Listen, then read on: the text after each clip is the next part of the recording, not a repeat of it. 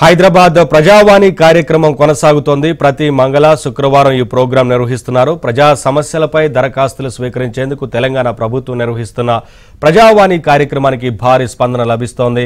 ప్రజాభవన్లో నిర్వహిస్తున్న ఈ కార్యక్రమానికి రాష్ట్రంలోని వివిధ జిల్లాల నుంచి ప్రజలు పెద్ద ఎత్తున తరలివచ్చారు.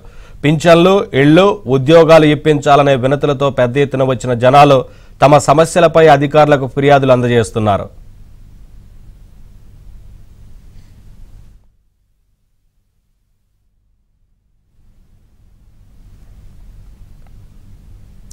అప్డేట్స్ మా కరెస్పాండెంట్ శశి లైవ్ ద్వారా అందిస్తారు. శశి, పెద్ద ఎత్తున అక్కడికి జనాలు వివిధ జిల్లాల నుంచి తరలి వచ్చినట్లుగా తెలుస్తా ఉంది కదా, ఏమేం సమస్యలతోటి ఎక్కువగా వస్తున్నారు, ఏం చెప్తున్నారు, జనాల స్పందన ఎలా ఉంది?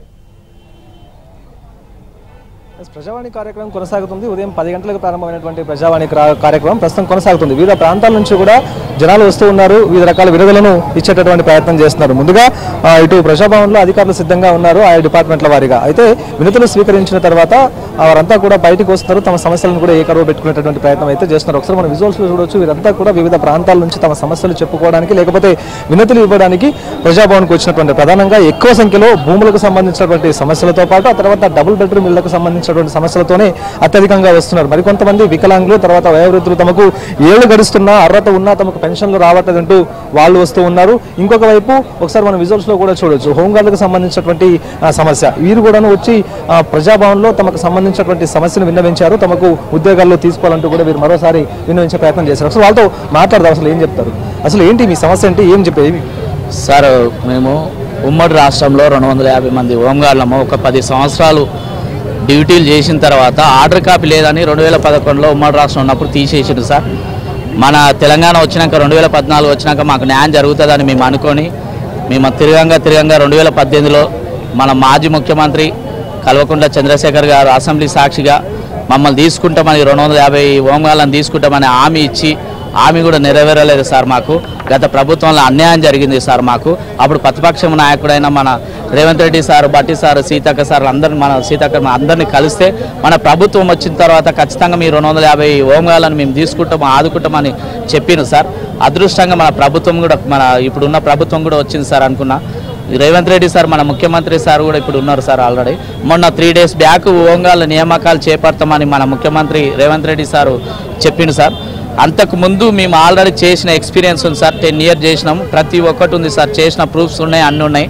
కాబట్టి మీరు కూడా తమరు కూడా మన ప్రభుత్వం వచ్చినప్పుడు మీకు ఖచ్చితంగా న్యాయం చేస్తామని హామీ ఇచ్చారు సార్. మాకు కూడా ఇప్పుడు వచ్చిన ప్రభుత్వం ఉంది కాబట్టి మొన్న హామీ ఇచ్చారు కాబట్టి నియామకాలు చేపట్టారు కాబట్టి మమ్మల్ని నియామకాలు నోటిఫికేషన్ వేయకముందు ఆల్రెడీ చేసిన ఎక్స్పీరియన్స్ 250 మంది హోంగార్డులం ఉన్నాం సార్.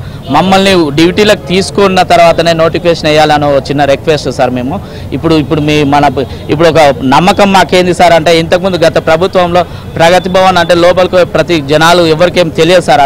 అంత దొరపాలన లాగా జరిగింది సార్. ఇప్పుడున్న ప్రతి మనిషి ప్రజాపాలనలా కనిపిస్తుంది కాబట్టి మాకు ఖచ్చితంగా ఈ ప్రభుత్వం మీద విశ్వాసం ఉంది సార్. మన రేవంత్ రెడ్డి సార్ మీద కూడా మాకు 250 కుటుంబాలని 250 మంది హోంగార్డులని తీసుకుంటామని చాలా నమ్మకం ఉంది సార్ గవర్నమెంట్ మీద.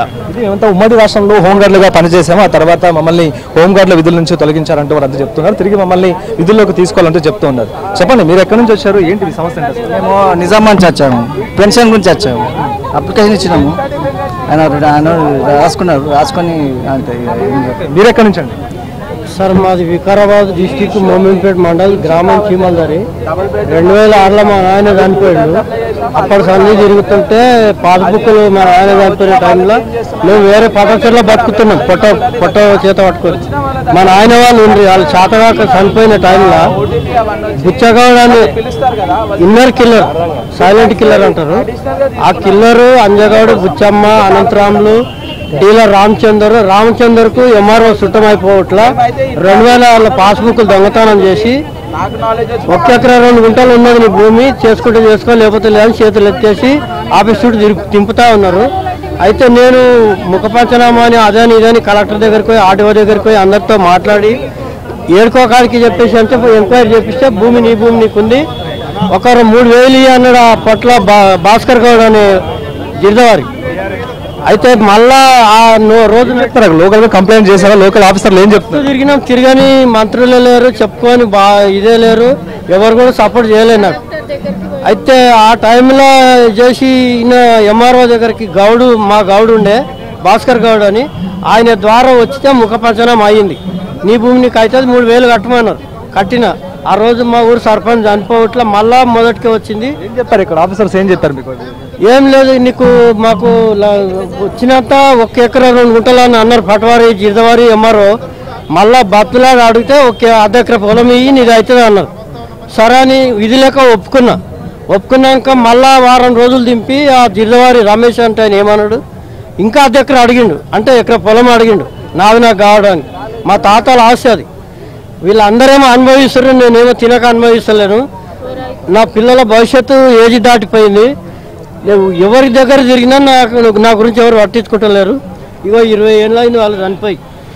ఇది మొత్తానికి చాలా మంది కూడా భూ సమస్యలకు సంబంధించినటువంటి సమస్యలతోనే అధికంగా ఇటువైపుగా వస్తున్నట్టుగా తెలుస్తుంది. అయితే లోకల్గా ఎంఆర్ఓ స్థాయిలో సమస్యలు పరిష్కరించేటువంటి అవకాశం ఉన్నప్పటికీ కూడా పరిష్కారం కాకపోవడంతో హైదరాబాద్ దాకా వస్తూ ఉన్నారు. ఇంకా మరికొంతమందితో మాట్లాడదాం. చెప్పండి, అసలు మీరే? మేము తెలంగాణ స్టేట్ విఆర్ఏలం.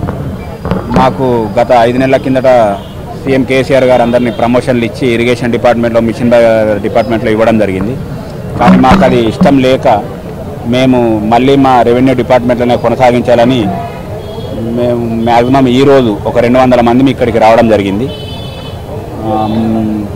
రేవంత్ రెడ్డి గారికి మేము ముఖ్యంగా పెట్టుకోవాల్సిన అప్లికేషన్ ఏంటంటే, ఇరిగేషన్ డిపార్ట్మెంట్లో లేబర్ వర్క్ చేయిస్తున్నారు మాతోటి, ప్లస్ మిషన్ డిపార్ట్మెంట్లో లేబర్ వర్క్ చేస్తున్నారు. గత కాలం మేము 23 సంవత్సరాల నుంచి నేను రెవెన్యూలో చేస్తున్నా విఆర్ఏగా. మమ్మల్ని అందులో నుంచి వేరే డిపార్ట్మెంట్లకు ప్రమోషన్లు ఇచ్చి వేరే జిల్లాల వారికి మా జిల్లాలలో పోస్టింగ్లు ఇచ్చుకుంటూ మమ్మల్ని వేరే జిల్లాలలో పోస్టింగ్ ఇచ్చారు తెలంగాణ ప్రభుత్వంలో. మాకు న్యాయం ఒకటే మేము అడిగేది ఏంటంటే, మేము బ్యాక్ టు విఆర్ఏ, మమ్మల్ని రెవెన్యూ డిపార్ట్మెంట్లోనే కొనసాగించాలని చెప్పేసి రేవంత్ రెడ్డి సార్ గారికి అప్లికేషన్ పెట్టుకోవడానికి వచ్చాం సార్.